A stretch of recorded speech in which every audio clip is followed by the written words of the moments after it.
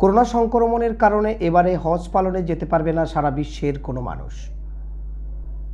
Saudi সরকার জানিয়ে দিয়েছে হজ পালন করতে পারবে সেই দেশের মানুষ 18 থেকে 65 বছরের মধ্যে যারা কোভিড ভ্যাকসিন নিয়েছে। নিরাপদ ও স্বাস্থ্যকর পরিবেশ তৈরি করতে হজযাত্রীদের রোবটের মাধ্যমে জমজমের পানি তুলে দেওয়া হবে, জানালেন সৌদি সরকার। রোবটের মাধ্যমে জমজমের কূপের পবিত্র পানি দেওয়া হচ্ছে হজ যাত্রীদের। মুসল্লিদের সুরক্ষিত রাখতে মক্কা ও মদিনায় রোবট দিয়ে জমজমের পানি বিতরণের সিদ্ধান্ত নিয়েছে সৌদি আরব সরকার। জমজমের পানি বিতরণে রোবট ব্যবহারের কথা জানিয়েছেন পবিত্র মক্কা ও মদিনার নিয়ন্ত্রণে থাকা সংস্থা জেনারেল প্রেসিডেন্সির প্রধান আব্দুর রহমান আল সৌদ। মানুষের বিভিন্ন কাজে সাহায্য করার জন্য প্রতিনিয়ত আধুনিক প্রযুক্তির ব্যবহার বাড়ছে, বিশেষ করে বর্তমান পরিস্থিতিতে। আল্লাহ চাইলে এই প্রযুক্তি দুই পবিত্র মসজিদের মুসল্লিদের কাজে ব্যবহার করা যাবে।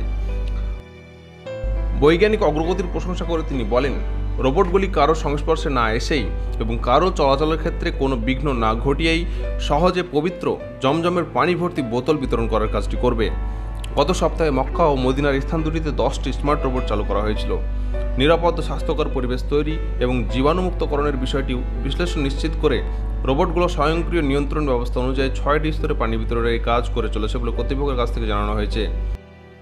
গতবারের মতো এবারও হজ পালনে বিধিনিষেধ আরোপ করেছে সৌদি আরব।